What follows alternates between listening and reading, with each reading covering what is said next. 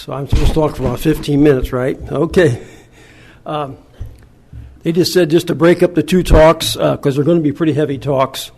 I'll do something in between. I thought we could do is they want to be a little interactive, so I'm going to give you some songs, and you're going to tell me some history behind the songs, and I want you to tell me the song. But they're along this same line. I'm going to tell you about one, and we probably have all been down that road when we make a mistake, and we have to pay for the consequences. Or sometimes we do something dumb, we have to pay for the consequences. I'm going to talk about a song like that. And then there's other times when there's nothing we could do. There's an illness or something that overtakes us, no fault of our own, and it becomes pretty debilitating. There's a lady that wrote a song about that. I already told you the gender. Okay. The third one, in these tragedies, how many times did Keith talk about 19 years ago? During a tragedy, things get pretty tense. But God is there during that time, but He's also there down the road. 19 years later, 30 years later, 50 years later, there's a legacy from what you went through. You've established a legacy that your kids and grandkids will not ever forget. So I like just to go on the first song here. There was a young guy that messed up his life. I think he had a fairly Christian upbringing, but he was not a Christian. And he ended up in jail. And he spent 8 years in jail, and while he was in there, his spiritual life came alive. It should have been before that, but it wasn't. But while he was in jail, his spiritual life came. One day he was reading the Bible. Luke 10 talks about the Good Samaritan. And he got an inspiration. He put down the Bible, picked up a pen and paper, and he wrote out a song.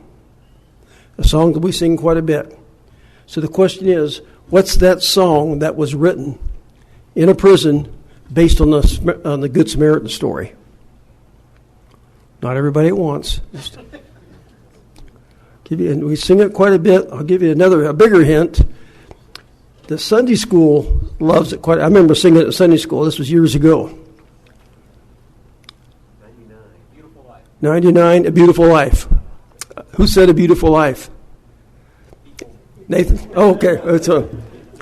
It's A Beautiful Life. Each day I'll do a golden deed by helping those who are in need.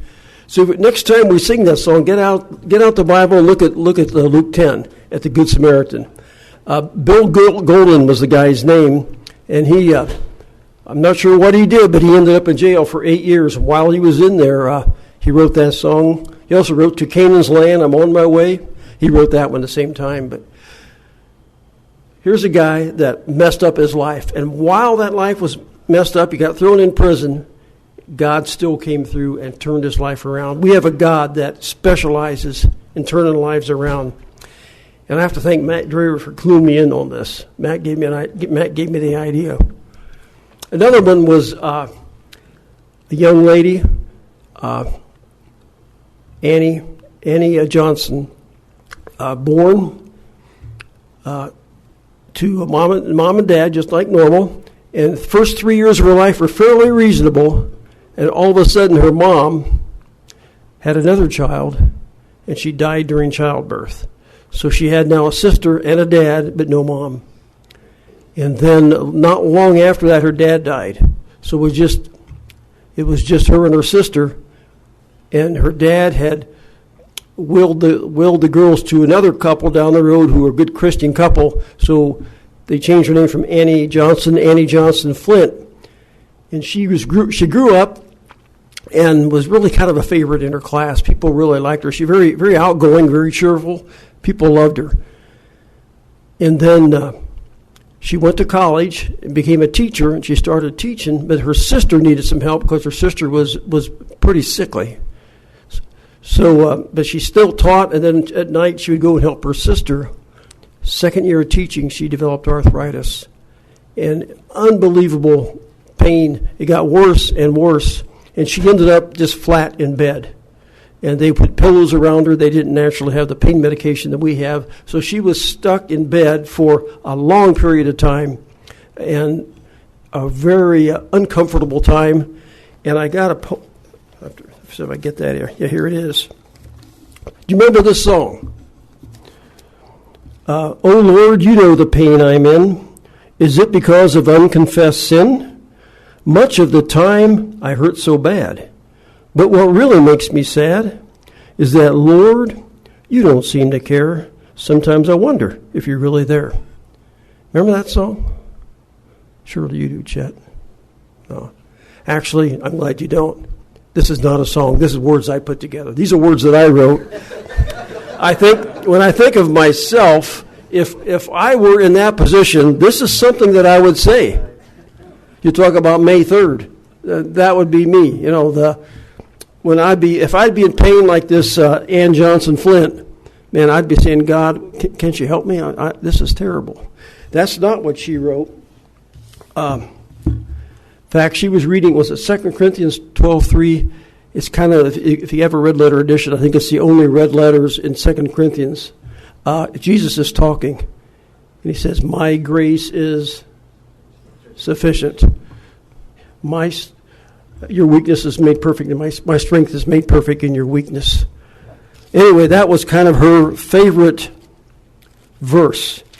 And was it 2 weeks ago, we didn't have church in the country, so some of us went into the north, and in the afternoon, Steve Ringer preached. I think you preached in the morning. I got you on the sermon stream. Remember that we actually came over to the north in the afternoon. Steve Ringer was preaching. He went through a few verses, and one verse that he touched on was James chapter 4, verse 6. So God gives grace to the humble and resists the... Okay. What's the first part of that verse? That's the last part of the verse. First part of is He giveth more grace. And she was reading that, and this is a song that she wrote. I guess I won't ask you this, the name of the song, because maybe you've never heard of this song. I talked to some young kids, and they hadn't. They must not sing it. But it's not in our Zion's Harp. It's not in Hymns of Zion. It's not in Tabernacle, but it's on our gospel hymns. He giveth more grace when the burdens go greater. He sendeth more strength when the labors increase. To added affliction he addeth his mercy. To multiplied trials he multiplied peace. I don't know if you ever heard that song. You have not. So many haven't. Let me just sing it. No. If I did, you still wouldn't know it. But I just think of her. She is in terrible pain 24/7. And she's lost a mom and dad. Her sister's struggling. And I didn't mention that her adopted parents, they passed away. She had nothing going for her in this life. There's once in a while you come across a person that really has a unique eternal perspective. They understand that, yes, there's another eternity. Remember, I talked a little bit about that. Wang Yi, the pastor from China that was imprisoned and still is imprisoned, he wrote a big article, but what he said is, my job is to tell my captors there's another life. There's another world. This world is only going to last a short period of time. There is an eternity. You guys have got me locked up, but unless you change your life, you'll be locked up for an eternity by angels. He had that eternal perspective, and so did Annie Johnson Flint, a fantastic eternal perspective. Which brings me to my last song. I'm trying to think the best way to talk about this. We just went through the Christmas season, and if you think of the Christmas season, you got to think of Bethlehem. And when you think of Bethlehem, you think of Mary and Joseph. What animal do you think of? Donkey. Yep. Mary and Joseph coming into Bethlehem on a donkey. Well, this girl, Betha Vester is her name. Betha Vester was walking by Bethlehem about 100 years ago, getting ready to go to a Christmas program. And here comes this Bedouin Arab walking. His wife was on a donkey, and she just had a baby. It wasn't yet to come. It was here. And she talked to this Bedouin, and he said, ma'am, can you help me? She said, my wife's very ill, and my baby's not doing well. I went to the hospital, but they're closed for Christmas, and they won't let it. They're not allowing any new patients to come in. I don't know what to do. And she said, yeah, I'll try to get you in the hospital. She got him into the hospital. She came the next morning, and he said, she said that my wife died through the night. And he said, I've got a family. I have no wife anymore. I live in a cave. Can you take my little boy and raise him? So she did. And in another week, she got 2 other children. She started a children's care center. An unbelievable thing. This is about 100 years ago. She got the desire to do that from her mom and dad. Her mom and dad were tremendous Christians. Her mom and dad were very service-oriented. I got a couple quotes. People talked about this lady is this Bertha Vester.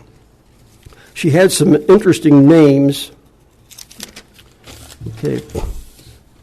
She was called the Mother of Mercy. And again, I got to thank Wayne Fichter for cluing me in on this. Bertha Vester, so she's called the Mother of Mercy.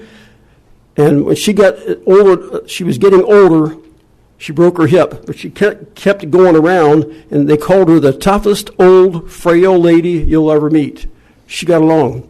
I don't know if you heard of Norman Vincent Peale or not, but he said she's a curiously fascinating combination of gentle femininity, something like that, and rugged force. So she's an unbelievable lady. But she got that from her mom and dad. Her mom and dad went through a terrible trial, a struggle. Keith talked how many times you talk about the church and the support you had. Her mom and dad went through a trouble, and they lost a couple kids. And their church, instead of being the supportive people that they should have been, they said, you realize, of course, that your children are in hell. Your children did not make it to heaven. And they said, furthermore, what have you examined your life? What did you do to cause this? What kind of sin is in your life that God allowed this to happen? And the parents went through a terrible psychological problem. They ended up leaving the church, or else they were kicked out of the church. And there was a group of friends of theirs that also left the church because they said, you're not supporting them. They ended up deciding to go to Israel. So the mom and dad went to Israel with Bertha, sister, and Grace. And they had another little brother, but he died. They had a very much of a struggle. But they loved the Lord so much that this Bertha started this fantastic hospital that helped children. And right now, she's going, really not that long ago, in Jerusalem and in the West Bank, they're helping Palestinian kids. Think of the trauma that these kids are going through, and this hospital is helping them.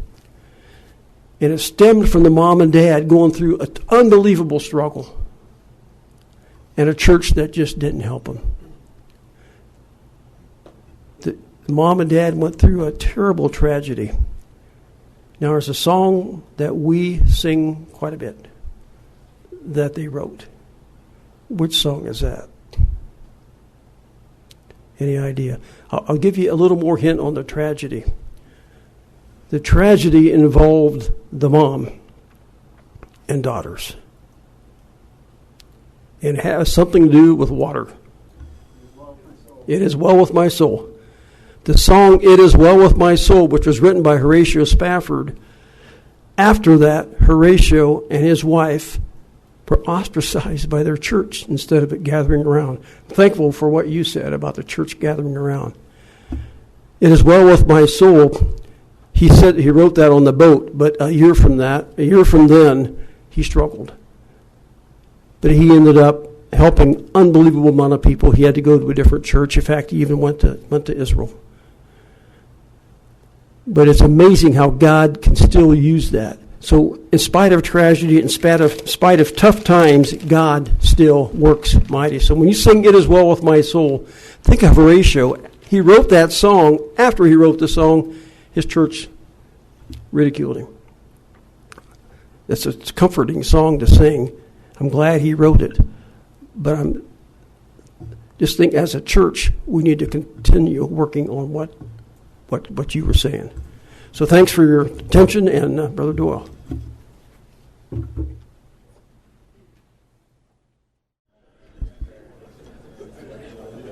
Well, as I listened to Brother Keith, he was in a torture chamber for a long time.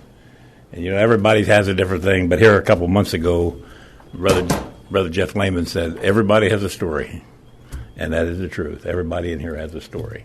And I look around, you see different people, and you know the things they went through, and you have a story. And they're all for a reason. They are to, like the title said, forged in the fire and held in the hand of God. And what I found out in my younger years is when I really felt like I was forged in the fire, but the thing was I didn't really know the Lord, or barely knew Him, and didn't know, couldn't figure out why it was happening or anything. But the events in our lives do shape us and make us, and it can either make you bitter or better. It really can. I mean, we can walk away, and that would be pretty easy to happen, especially when maybe you don't understand things. But one of the first things that happened, I had things happen. Recently I read here in chapter 23 of the book of Job, and it really touched me because Job, all of a sudden, in just a short time, he lost his family and everything he had. He was a wealthy man, a wealthy rancher, or whatever you would call him, and it was all gone. And then Satan still didn't let up on him, and he told God, he said, you touch his skin, and he'll curse you to your face. And God allowed him to do that, and only God allowed him to do that because God had enough confidence in Job that he would not turn his back on him. So remember that when you do go through things, God has confidence in you that you will keep the faith. But in chapter 23 of the book of Job, Job said, if I could just get into the throne room, if I could find him someplace, I'd ask him all kinds of questions, and then he said, but he would probably be so powerful he would just overpower me. And he said, no, he wouldn't do that. He'd have sympathy. And he really would have sympathy. But it comes down to the last, and Job said, and it reminds me of our title here. He says, here's what Job said. He said, but he knoweth the way that I take, and when he hath tried me, I shall come out. I shall come forth as gold. And that's what our trials are. That's what the things happen. That's why they happen to us in life. God has a plan. We don't know it. And Job said that. He said, I don't know why I'm going through this. And he did not know. But today, even people that don't know anything about the Bible say, that man has the patience of Job. They've heard about Job. And I guarantee you, when people see, like at the time Keith was going through his thing, I distinctly remember that today. Every time I see Ryan, I still think, man, that guy's a miracle. I mean, you just have to think that. You think of these things. So it brings these things to your mind. But I was 21 years old, and my father-in-law had a cottage at the lakes. We'd go up to the lakes, and my brother-in-law was driving the car, and I sat in the back seat with my wife and my only daughter, my oldest daughter, and distinctly remember coming into Markle, and the farm's still there. I think it's a Cream Ridge farm. They got a fence around it, a white fence. Today it was whatever.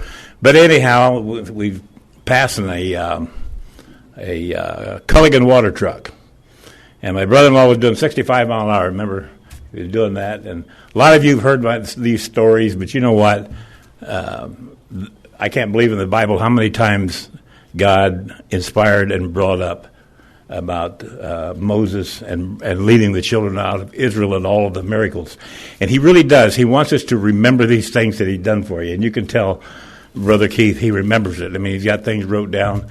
But anyhow, we passed in this car, and I can still remember I was sitting on the left side behind my brother-in-law, and I was looking out the window, and I was just kind of looking out, and I seen this little girl standing along the road, and there's a kid up there in the yard with the ball bat. And this was my thoughts that went through my head. It always surprised me sometimes how you think something and then it happens. And I was just thinking, I thought, let that kid smack that ball, and this little girl try to catch it, and she'd miss it, and then she'd run out in front of us. I mean, it just went through my head, and that's exactly what happened. I'm sitting there, and we're passing, and I'm looking out the window, and that kid smacks that ball and comes over. She runs right out in front of it. We're doing 65 mile an hour. I just remember her eyes got real big, and I remember when we hit her, it sounded like we hit a deer or a tree. It hit hard. And her little hands, I could still see them. They was up on on the hood of the dash, or hood of the fender on the hood, and my brother-in-law slammed on the brakes and squealed on the tires, and when he finally come to stop, she flopped off onto the pavement. Her dad come running out of the house, and somebody else was with him, and the dad comes out there, and I just slumped down the back seat, and I thought, I can't even look at this. I'm going to throw up, or I'm going to faint, I'm going to do something. But I remember watching my brother-in-law, and he had his hands just gripped onto the steering wheel. And I kept kind of peeking up over the seat and watching him and see what he's going to do. And pretty soon he loosened his grip, and he opened the car door up, and the father of the little girl standing there, and he's kneeling over, and he kept saying, "Oh, God, don't let her die. Please, God, don't let my little girl die." He kept saying it. And the brother-in-law, I'm serious. I mean, he'd hardly step on an ant. He's the most tender-hearted man I ever saw. And he walks up behind the father, and he put his hand on his shoulder. Dad turned around and looked at him. And my brother-in-law said, "I'm sorry, sir, I'm sorry." And the dad said, "You have to be." He said, "Nobody does this on purpose." But I remember it happened so quick, there was no blood. I mean, she was gone. It was dead. I mean, when you hit, that was it. And, it all depends on who it is, how much it affects me. I mean, I thought, man, this is terrible. But it wasn't my daughter. I didn't hit her. And it was an accident. I mean, it was terrible. But my brother-in-law, he just couldn't get over it. And I think it was 11 years before he started coming back to the church. He felt like a murderer. He just felt like a murderer. So anyhow, my wife and I sat in the back seat. My oldest daughter at the time was probably, I think she would have been 8 months old. And I remember my wife saying, "What if that had been our girl? What if that had been our daughter?" And, what else? What could you say? So anyhow, unbeknown to me, in another a month after that, it kind of reminded me like Job. Everything was quick. We listened to Keith and his story, and this thing drug out for months. And but anyhow, it was on a summer day, and my wife was an old farm pond. She's an inner tube and had a 9-month-old baby, and she was in there paddling along. And I come home for something, and I thought, this is a good time to scare her. So I swam out real slow, and I come up behind her and I pushed the tube and said, "Boo!" And I scared her. She threw the little girl, and the little girl went to the bottom of the pond. And I remember swimming down the bottom of that pond, and I'm frantic. I think, I got to find this little girl. It was murky down there. It had a lot of runoff coming into the pond, a lot of topsoil on the bottom of the pond. And I was fanning around in there until I thought my lungs were going to break. And all of a sudden, I mean, again, had to be the hand of God, and I felt that little leg, and I grabbed hold of her, and I pushed her head up to the top of water, and I'll never forget, she just had a big smile on her face. I mean, she thought we was playing with her. And my wife and I swam to the shore and cried. And then a month after that, my first wife, I say this, and people, they might laugh, you might think it's a joke, but it is the truth.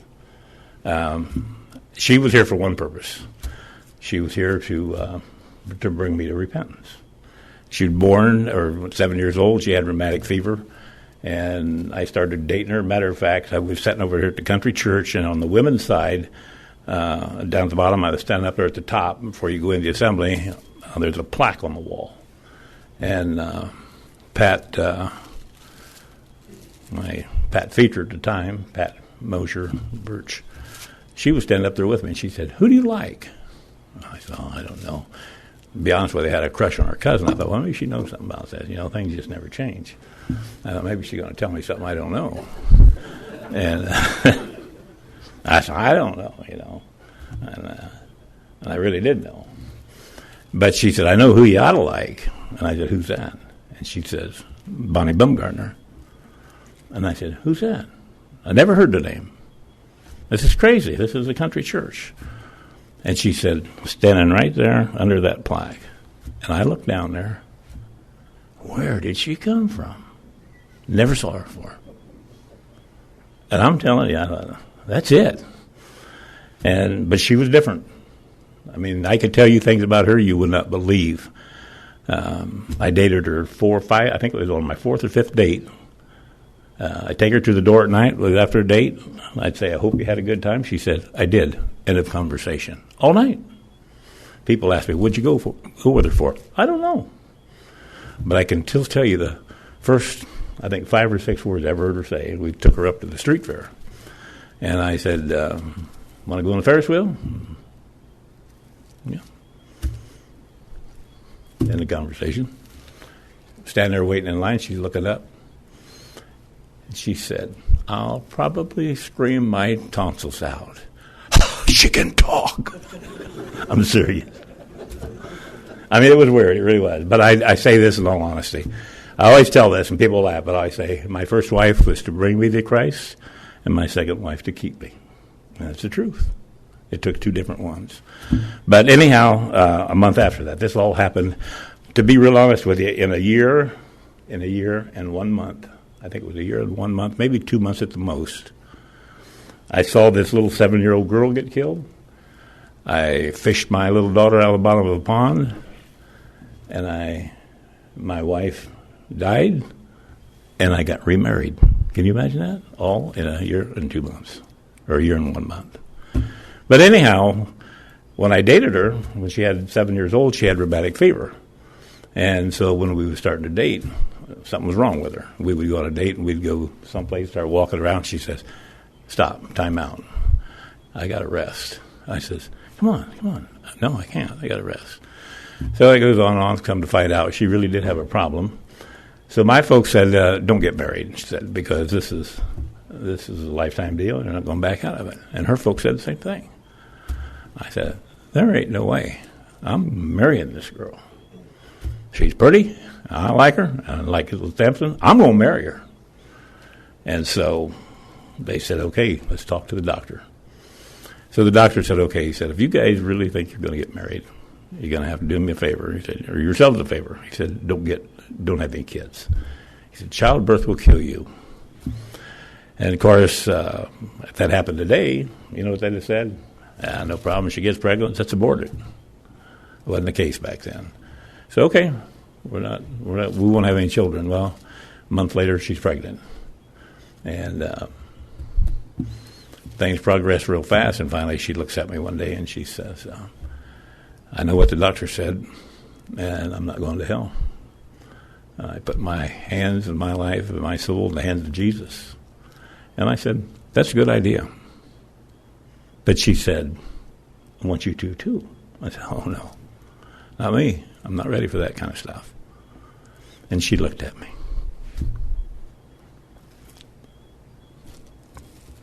I can still hear and see it. She said, "If you won't do it with me now, I know you never will.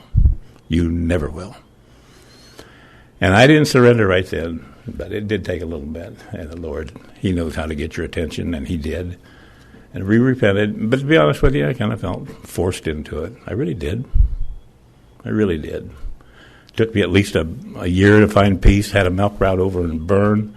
Stopped by the Master Mix over there, and Ron's dad, Carl, he was in there doing his thing. And I went in and told Carl I had peace, you know. And so it goes on and progressed. By the time my oldest daughter was 10 months old, she said, "I can't keep living like this." She said, "Something's got to be done." And it scared me. And so she went down at the Robert Long Hospital in Indy, and to be honest with you, the doctor said, "We think we know what it is. We're going to make an incision between the ribs. We're going to spread the ribs apart, and one of them valves in there got calloused up when she had that rheumatic fever. We can go in there and we can open that up, and she'd be good to go." And, of course, I'm scared. And she said, "Let's do it." And, matter of fact, I'll never forget the doctor even said, he looked at me, kind of laughed. He says, he said, "You're going to have to sign for your wife because she's not 21 yet." I mean, he's making a joke out of it. He said, "But really," he said, seriously, he said, "this is nothing more than like a tonsillectomy." That's what he told me. Well, some of you know one of my grandsons that married Ashley Thornton. My daughter Jill's, his name is... And anyhow, he works up here at Cody. and he works up here at the Burbank. But in here a couple of weeks ago, he had to go to. I think he was born with it. A couple of weeks ago, he went to Cleveland. He has to go every once in a while. And they got to do they called a procedure.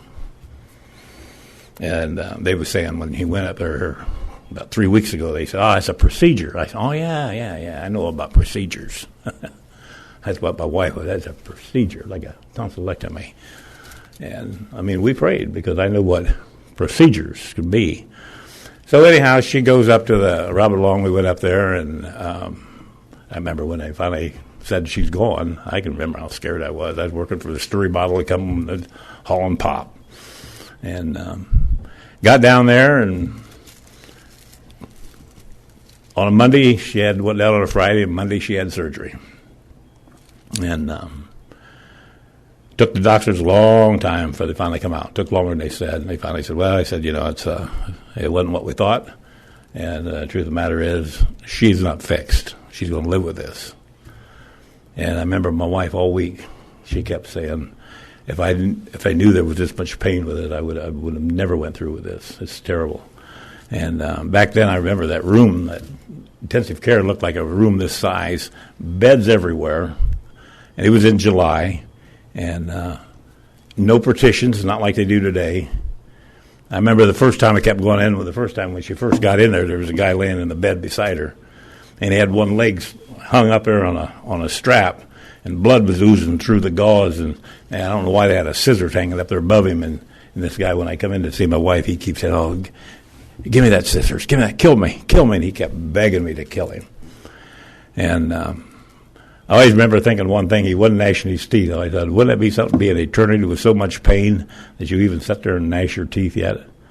So this went on for the whole week. Couldn't hardly sleep. I couldn't hardly eat. I mean, I'm thinking, what's going to end this? So finally on Friday, we delayed to go in 5 minutes out of the hour, and Friday morning goes in. I caught her eye. She moved her. She's clear back in the corner, and I caught her eye when I walked in the door, and she smiled at me. The first time in a week I saw her smile. And walked back to bed, and I said, "I am so glad to see a smile." And she said, "That pain left, and I am ready to go home." I said, "Are you serious?" "It's gone, and I am ready to go home." I said, "You know what? And now I'm hungry. There's a cafeteria. I'm going to get something to eat." Went down, got something to eat, telling somebody down there how happy I was. Come back up the third floor, the doors open, stepped out, and Dr. Mandelbaum, never forget his name, walked out the door and he walked over to me. He said, "Mr. Frauhiger, your wife took a turn for the worse." I gave her a 50-50 chance. I thought, what's this all about? Didn't have cell phones back then, so walked over to the nurse's station, called home, told Mom something bad happened. Mom was the eternal optimist. She says, "Get your chin up. She's going to be all right." And I got off the phone. The doctor come back out and said, "I don't think she'll make it." And I think it would seem like, I don't know, it just seemed like another 10 or 15 minutes, and he come back out and said she was gone. And what happened was a blood clot broke loose, got into her lungs, and that was it. And, I could not believe it. I mean, I honestly could not believe I heard those words. You just don't think that can happen. I think the Lord was trying to show me something like the little 7-year-old girl. The old must die and the young can die. I mean, she was gone just like that.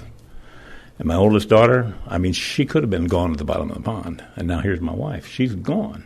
I remember they had some boxes stacked up along the wall. Grabbed those boxes and started throwing them.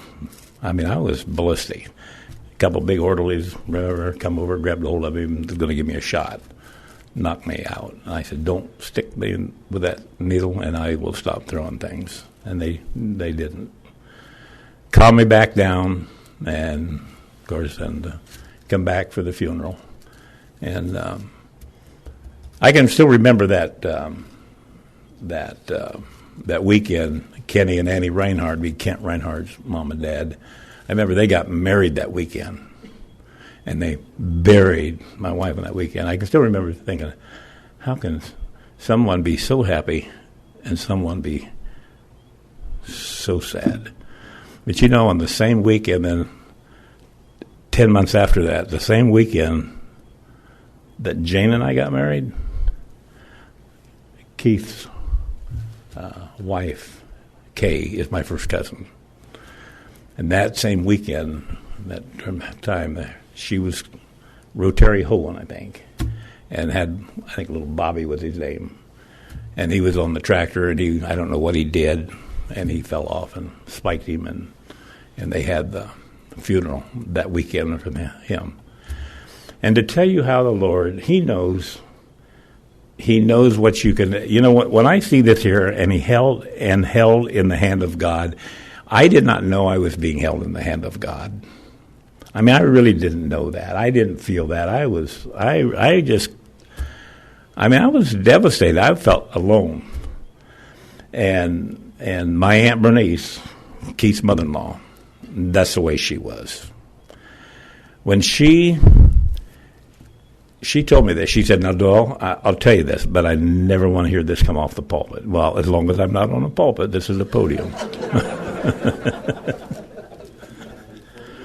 She said, and back in those days, when they wheel the casket up in front of the church, they have it closed.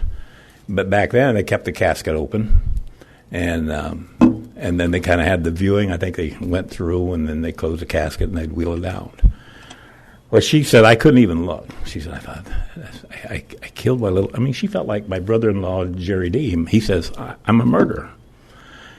And the way your mother-in-law, Dean, your mother, she felt like she killed her little boy. And she said, I can't take this. And she said, something moved and got my attention. You know those blocks behind the pulpit? Clear up there about 25, 30 feet. She saw something. She looked up. There's Bobby. She said it was his head, his shoulders, and his arms. And that was the rest. And it had like a inner tube, a cloud around him. And she said, when I looked up, we locked eyes. And he looked at me and he goes, and he was gone. She said, I knew little Bobby was not in the casket. He was with Jesus, and I could live with it. That's how faithful He is. That's how faithful He is. So, these things are just parts of a life that, for whatever reason, we don't know. And even Job here, he said too. He said, he even said, he said, I don't know what this is for. And he said, then there's probably going to be more. But if you read chapter 23 in the book of Job, you will find out how. I mean, I had to cry when I read this, because just like Keith or Jim or anybody that's went through these things, I mean, those things will never ever leave you. But so anyhow, my wife then she passed away, and then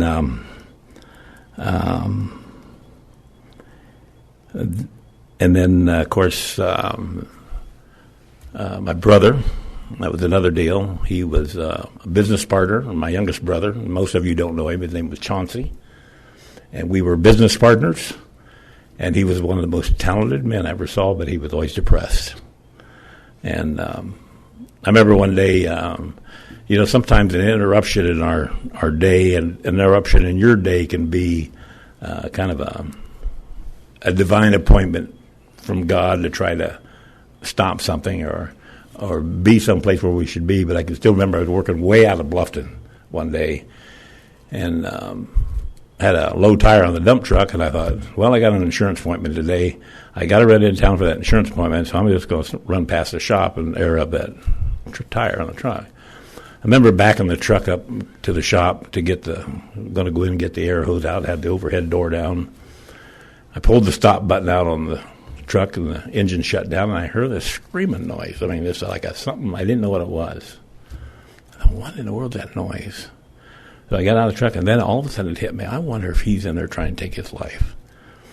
And I run to the door, and I grabbed a hold of the door, and it was locked. And I unlocked the door, and he's laying there on the floor. And I remember that it looked like he tried to call for help. He had the telephone off of the wall, and it was laying there beside him. I remember I reached down and grabbed his arm, and it was kind of cold and really a little bit stiff. And so I thought he was probably dead. And what happened, what that noise was, he had his pickup in there, and he took the hood up, and he braced it up, had a stick in there, and he pushed the accelerator down, and it was running full throttle in there, and he just carbon monoxide it himself. First thing I did, I went in and I threw the door up, and I'm colorblind, and I seen this motor oil all over the shop. And I thought, why would he throw motor oil around the shop? Well, when I got over to him, he had a big old drywall knife, and he took that thing, and he literally just almost cut his hand. I mean, he cut, and it wasn't oil. It was blood. It was blood everywhere around that shop. And, of course, the phone had been off the hook for a while, and Leonard Birch had the Birch Dairy there where Dealer Valve is now. I ran over there, and I was screaming and carrying on, and they thought I was laughing. And finally found out what happened. They quick called 911. They was right there. And I couldn't go back in the shop, but I still remember one of the deputies come out of the shop, and he said, that kid's still living. He said, he's tough. And he didn't die then. And he even told me later, they took him up to the psych ward, and he said, I'm glad it didn't happen to him. And he was hard to get along with because he was always depressed. He was just hard. But I needed him because he had every talent that I don't have, he had it. And everything that I could do with the business end, he couldn't do it. And we needed each other, so it forced us, God forced us together. And at least I'm always thankful that I got to try to help him out. And then another time he slipped into another garage at his house. And but I know the Lord was always watching over. I know he could hear our prayers because one night he came over at the house, and Jane and I was talking about that the other day. And he came over, and I could tell he was very suicidal. His eyes got glassy, and you could just tell when he's suicidal. And so we said, you're going to stay with us tonight. And he said, I'm not staying there. I'm going home. I said, Chauncey, stay with us. He said, nope, I'm going home. Went out the door. I got on my knees, and this is what I prayed. I said, Lord, he wants to take his life. Don't let him do it. Put him into a deep sleep. And whatever else I said. Next morning I got up, we'd always meet at Hardee's, 6:30 for coffee. I went up to Hardee's, and he was always there because he couldn't sleep. He wasn't there. My heart starts pounding. I waited another 15, 20 minutes. He didn't show up. I thought, I'm not going out the house by myself. So I called my brothers. And I said, you guys come with me. I said, I'm not going to look at it. I'm not going to find this by myself. So we walked around the house, looked around, and everything quiet. I thought, yeah, it's done. So I went up to the front door, and I just pounded the front door and pounded the front door. And all I thought, I hear something. And I listened. I heard somebody grab the handle on the inside. He opened the door. And you could tell he just got out of bed. He said, what time is it? I said, it's 7:15. You know what he said? I must have been in a deep sleep. Isn't that something? I'll never forget it. I was in a deep sleep. Praise the Lord. And I really think, and he tried it 3 times before he actually got the job done. And I can still remember the doctor saying, he's got it in his head, and one of these days he'll get the job done. I can still remember the day he took his life. And I can still remember we had 2 shops in the shop. We had a wall at that time. And he was a master welder, and he was welding shanks on the loader. And he was just throw the nicest old beads, and I couldn't have done that. And he was standing there, and he had the welding helmet down. I'm standing there in the doorway watching him, and I'm thinking, he's going to make it. He's going to make it. I walked over to him, tapped him on the shoulder, and he reached down and he flipped his helmet up. He looked at me. His eyes were glassy. I said, how you doing? So dark. So dark. And he would write on the restroom wall different things. He would date it. He had a whole list of dates. It's dark, it's this, it's that. But I remember one place he wrote, in Christ there's hope. And I really don't know. I don't know what this thing was. I know he struggled. But I'm thankful that God's a merciful judge. You know, we don't know all things. But that was so hard on me. I mean, I didn't know how I could go on. I really didn't. But I can honestly tell you, I still can't believe, like today, my son, Grant, at that time, I would ask him to go out. I said, Grant, go out and do this. He said, Dad, I can't do that. I can't do that, Dad. And after that, one day I said, Grant, you go out and do that. And he said, Dad, I can't do that. I said, Grant, I'm going to throw you out the boat, and you're going to swim. I said, Dad can't do it all. And I'll never forget when the basement was in Murray, when you go around the corner, what's the brother's name that goes at, Andre, bless his heart. That's the house. And there was a basement there, and I told Grant, I said, you're going to dig that basement, and it was kind of a small one, and with a bigger side loader, they're hard to dig. And even had at that time, they make us go around the outside of the basement and go down 4 inches more for a footing, and it was extremely hard. Old Bill's shaking his head, you know about that. And so that night, I stopped by, and he was gone. The truck's gone, the dozer's gone. And I walked up, and I'm scared to look. I'm scared to look at it. I thought, I wonder what this is going to look like. I looked over the edge, and it was perfect. I thought, he's got it. And then another young man, him and Grant today are partners. His name's Mike Meredith. I can still remember watching him when he was 12 years old. We was doing a lot of work out at Precision Soya and the guys out there. And Mike was 12 years old. And then somehow you can tell a kid just when they're yellow. And I'd watch him work out there. He'd go out there in the summertime. His dad was the farm manager, and he'd do maintenance out there. When that kid's out of school, I'm going to try to grab him. He'd make a dozer operator. And the rest is history. But it surprises me how the Lord can provide places that you will never know. And the other thing about when the day that was supposed to be the day he died and that he's laying there at the funeral home, the day before he was probably at Goodwin's and I was supposed to dig a basement for my cousin that's out in a secluded area. And she called me up and she said, you can dig that basement whenever you get time. She says, you don't have to dig it, just whenever you feel like it. And I told her, I said, I'll tell you what, I said, I can cry out there as good as I can cry at home. I'm digging it today. So I went out there, and there's no traffic on the road.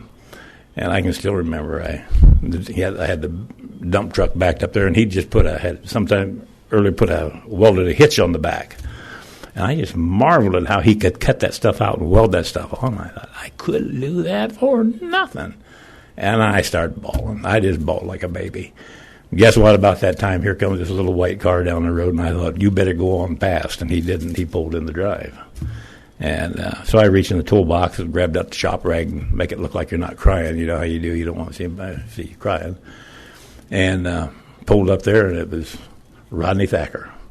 And him and I were buddies. He was a preacher on the west end of town, and he had more of a street ministry than he did in a church ministry.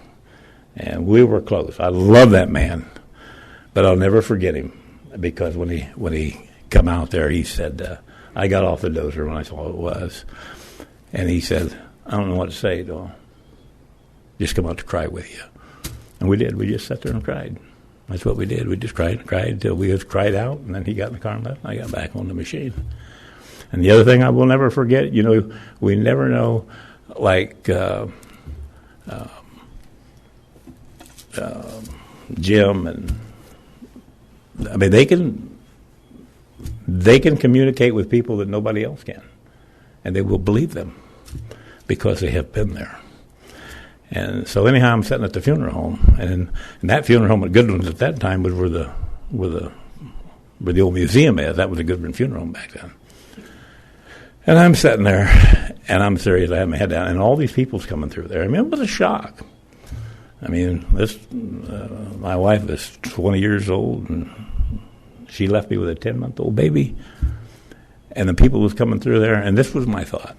I thought, I'm sorry, but this is what I thought. I wish those people wouldn't even come through here, because they don't know how much this hurts. They don't know how bad this hurts, and they don't know what they're talking about. I'm sitting there, and I had my head down, and all of a sudden, out of here, somebody knelt down in front of me. And so I looked at him, and it was a brother by the name of Lee Eisenman. And I think at that time, I probably don't know him. He'd been gone for years. I knew he lost his wife years ago. He just looked at me, and he even had a smile on his face. He says, Doyle, I'm telling you something. The sun will shine again. And I started breathing. I knew he was telling me the truth. And it was several years after that. I don't know if you remember it or not, but the Norris feed mill in Penita, forget what father and son. They were not in, over in Illinois. Anyhow, over there were whatever Princeville. It was Princeton, Illinois, and the plane went down, killed them both. So I didn't know. I just knew Alfred Norris, the dad. I knew the son. Didn't know his wife. But I went to the funeral just because I loved those people. They were strong Christian people, and I can still remember I was standing in line, and I could watch them at least from here to the door. And the casket's laying there, and she's got this high stool, and she's sitting on that stool, and everybody's coming through. I could tell the look on her face. She's thinking, I wish they wouldn't say anything. They don't know how bad this hurts. You could just tell it. They'd say something. Yeah. She'd just, no. Yeah. And I got to her.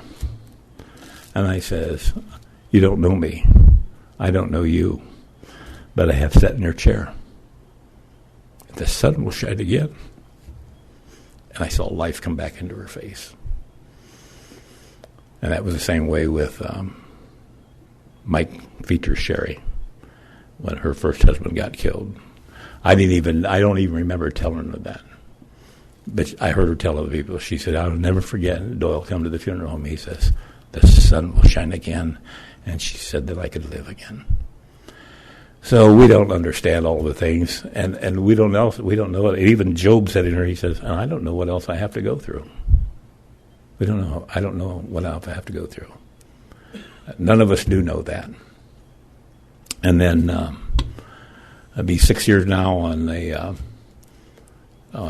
April the 20th when my oldest daughter, the one that was 10 months old when her mother died, and we had the closest bond because she was 10 months old when her mother died, never knew her mother. I mean, she was 21 months old when Jane and I got married, and Jane was a flat-out gift from God. She took this responsibility on. It was just like a glove on your hand, and just everything just come together. And Sherry only knew Jane as her mother. And only one time I remember Sherry and I was coming, my oldest daughter and I was coming to a funeral out here at the country church. We just turned on the church road, and she was sitting over here, and she was extremely quiet. And finally I said, what you thinking about, Sherry? And she looked at me and she said, just wondered what Mom would have really been like. You know, I mean, she couldn't help but wonder that. So anyhow, Sherry had cancer, had it for 9 years. It went on for 9 years, and I kind of go into remission. And I'll be honest with you, I really never thought she'd die. I heard Chuck Swindoll say that one time. He said, one thing you could never imagine, well, he said it for ourselves, you could never imagine yourself in a casket. And I really don't think we can hardly even imagine our loved ones in a casket. I mean, it's hard to imagine that. So anyhow, this thing was going on. She had this, she starts taking a lot of water off, and I've heard that before. So I was invited out to Kansas City, Missouri for some kind of a Sunday school deal. And the elder, who's the elder out there now, Randy Kellenberger. He's a doctor, Dr. Randy Kellenberger. And so we're staying there, and we're sitting around a table, and we're talking, and I told him his daughter has cancer, and he said, really? So tell me about what's going on. And told him what was going on, and he sits there and listens like a doctor would, didn't say nothing. And when I get done talking, he said, well, Doyle, he said, I'm a doctor. And he said, I'll just tell you my opinion, a doctor's opinion. But he said, first of all, I want you to know, with God, all things are possible. But he says, what you told me, spend a lot of time with her. She won't be here at Christmas, and this was in September. He almost had to pick me off the floor. I'm serious. It was like Dr. Mandelbaum coming out of the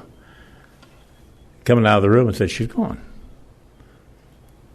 I can still remember when Dr. Mandelbaum said that. I can still remember, I didn't know to knock him down and get in there and see her. I can remember coming up the door, and he's blocking the door. I don't know how old he was. I mean, I don't know. I mean, he seemed like probably a young doctor. And he stood there, and I says, I want to see my wife. He said, no. I said, I want to see my wife. And he says, he looked at me. It looked like he was ready to cry. He said, please don't go in there. He said, I want you to remember her the way you last saw her. And I really don't know what he meant by that.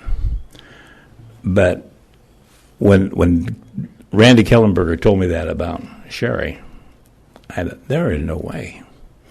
Well, long story short, he missed it 18 months. But I can still remember that after that, all I could think of, he said, spend a lot of time with her. She won't be here at Christmas time. So I had her on a quick dial. I'd be driving down the road in the dump truck, and I'd kind of brace myself and, do the big thing. We're going to make this real short and sweet so I don't cry.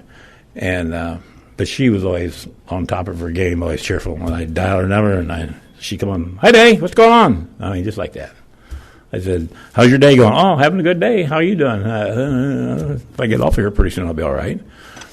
And so one day she was out in the kitchen. I was back in the office, and Jane and Sherry are out in the kitchen talking. And I'm sitting back there and I hear them talking. I'm thinking, she's not going to be here at Christmas. She might not be here at Christmas.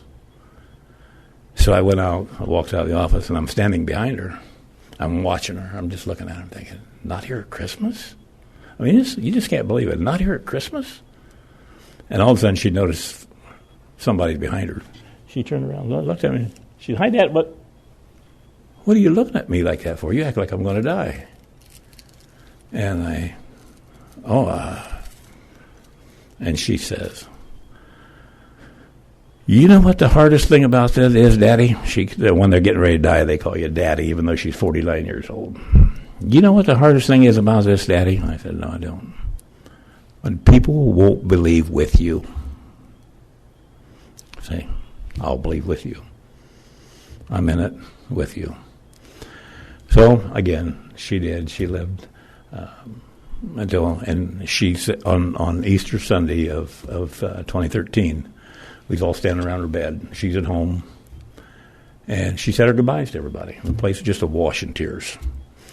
Matter of fact, she's so weak she can't hardly talk, and she said something to Jane, and I didn't quite hear her. And I looked at Jane, I said, "What'd she say?" And Sherry heard me, and she was pretty spunky. And she mustered up all she could do, and she said, "Daddy, get your hearing aids in. I'm talking as loud as I can, and I'm putting as much in as I can. Now you do your part." "Yes, ma'am." But we honestly did. We really thought she said her goodbyes. But one thing she kept saying one thing: "I don't know if I can do this for 3 more weeks. I just don't know if I can do this for 3 more weeks." Told her girls, make sure Jesus is part of your life. Make sure I want you guys, I want to see you someday. So we did. We just thought she's going to close her eyes and go home. But then 3 weeks. And guess what? I don't know what the Lord revealed to her, but she lived one day less than 3 weeks. She didn't have to do it 3 weeks. I don't know how I could do it. The Lord was merciful to her. I don't know what that was all about. And during that time, I learned a lesson. During that time, it was the closest we've ever been. All of my girls, my other girls, and Maura, Grant's wife, they take turns 24/7. Somebody's with her. When she'd wake up, she'd look over, and if she'd see one of her sisters or Maura there or Jane, I don't know what, it just calmed her down. She knew she was dying. And so every night I'd go in there for 5 minutes. That's all she could take. And at first I really dreaded going in. I thought, I can't hardly do this. And I'd walk in, and she's always the same way. She's laying there in bed, and she had her hands on her stomach like this, and she had her eyes closed. And I would just reach over, and I'd always touch her hand. She'd wake up, and always a big smile. She'd, "Hi, Daddy." And we'd talk a little bit, and how's it going? Okay. And I always say the same thing. "Okay, Sherry, now I'm going to read something to you, and then I'm going to have a prayer for you, and then I'll leave." And every time I'd had her Bible. And whatever she really had, it really had underlined. Matter of fact, John Reinhardt had the funeral service, and he said, "I didn't really have to preach that funeral. She preached it herself. I just went off of her notes." And so I'd always say, "Sherry, what do you want me to read for you tonight?" And she'd say, she'd think a little bit, and then she'd say, "You pick." Always say that. So then I'd say, "Okay, Sherry, I'm going to have a prayer for you. What do you want me to pray tonight?" And she would say different things. And she'd say, "Just the strength to finish this." Or she'd always usually ask for something. Or sometimes she'd say, "Well, Daddy, whatever's on your heart, you pray it." And so about a week before she died, I went in there. I got bronchitis. And for 2 days, I couldn't go in and see her. And so I told Jane, said she don't need anything else. She can't take anything else. So finally, after 2 days, I told Jane, I says, first of all, the day before I got bronchitis, when I asked her, I said, what do you want me to pray for? And she lays there with her eyes closed, her hands on her stomach, and she says, pretty soon she opens her eyes, like she'd really thought about it. She opened her eyes up and she said, that I will be led by the Holy Spirit. I said, okay. So then I was, for 2 days, went home with a bronchitis, and I went down to the shop that afternoon. I told Jen, I'm going down there and work around just a little bit and see if I feel like I got enough strength that I can go see her tonight. So I went down there and shop. I'm in the back shop, and all of a sudden I got thinking about burying her. I got thinking about my first wife gone. And I got mad, and God can take it. And I threw a fit. And I said, Lord, there's really no excuse for this. You know she believes that you can heal her. She had this sign, she had this verse, this sickness is not unto death, but to glorify God. She had those signs made up. Mimi, heal Mimi. And then she had that verse on there. And I was crying and throwing a hissy, and I said, what is this all about? You mean all you have to do is say, be healed, and she can just get up in that bed and she can go. And I heard a voice. And I honestly, to this day, I don't know if it was audible. I don't understand it, but it was as plain as I. And this voice said, it's real short and sweet. The voice says, Doyle, I want you to ask your daughter if she truly believes that I am the Son of God, that I died on the cross and shed my blood for her sins, and I want you to ask her, do you have any unconfessed sin on your heart, on your life? There wasn't no more crying about nothing. I was sober as a judge. I could not believe I heard this. It scared me. So I left the shop, and I went home and told Jen, I said, you ain't going to believe what just happened down the shop. She said, what happened? I told her. I said, what am I going to do? She said, you know what you're going to do. You're going to go up and ask her. And so you know how you always try to prepare it, and you always think, now, I don't really want to do this, but you're thinking in your mind, let's see, how can I say this that it don't sound too harsh? Because I'm sure, I know she believes, and I'm sure I have no reason to think she's got sin in her life. Why? And so I'm thinking, how am I going to do this? How am I going to do this? And I just can't even think. So I thought I went into the room, and she's sleeping. I put my hand on her hand. She woke up, and she said, hi, Daddy. And how's it going? And I'm still in my mind thinking, how am I going to do this? How am I going to do this? So finally I says, okay, Sherry, I said, I'm going to read something. What do you want me to read? And she said, you pick. And so I opened up and I read, and I thought, what am I going to bring this in? Do I do it now or do I do it later? Or how am I going to do this? You ever do something you just didn't want to do, and you know you had to do it? And so finally I said, okay, Sherry, I said, I'm going to have a prayer for you.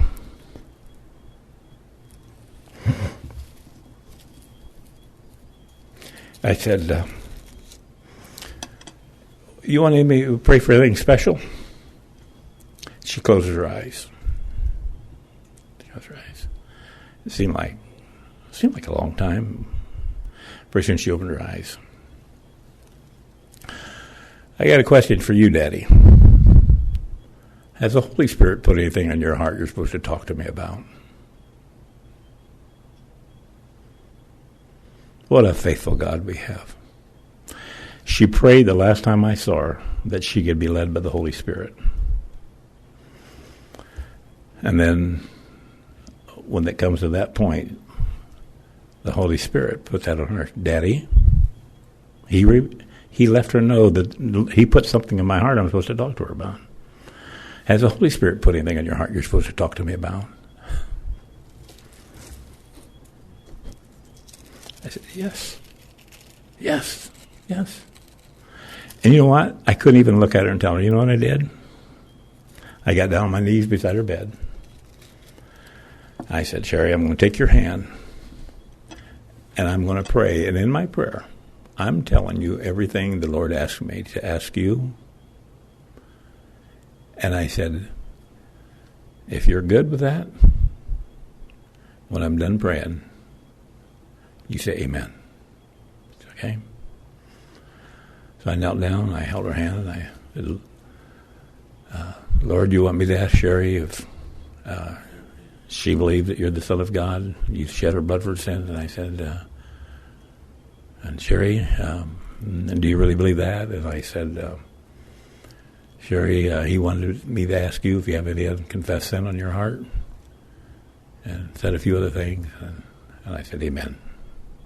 I listened. Nothing. Silence. I thought, what's this all about? I opened my eyes. I looked at her. She's got her eyes. She's fast asleep. I touched her hand again. She went, oh, I'm sorry, Daddy, she said.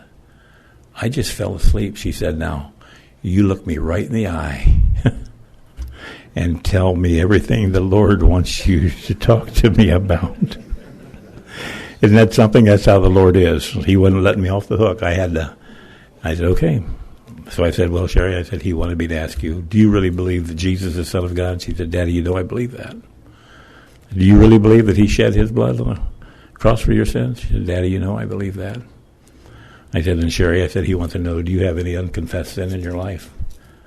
And she said, no.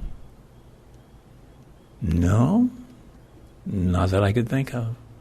And if I have done something that I've offended God or sinned against it that I'm aware of, I'm sorry and I repent of it. I just truly believe Satan was going to come to me later and harass me. You know, you never even talk to your daughter. You don't know where she stands. I mean, Satan is ruthless. And so I cannot thank God enough for what he's done, what I've seen. And you know what this has done for me? There's still times when I think about things that could happen and I start getting fearful. I don't know if that ever goes away. But one thing I do know, and I tell people this, I've lived long enough to know God keeps his promises. And he's faithful. He has never left me down.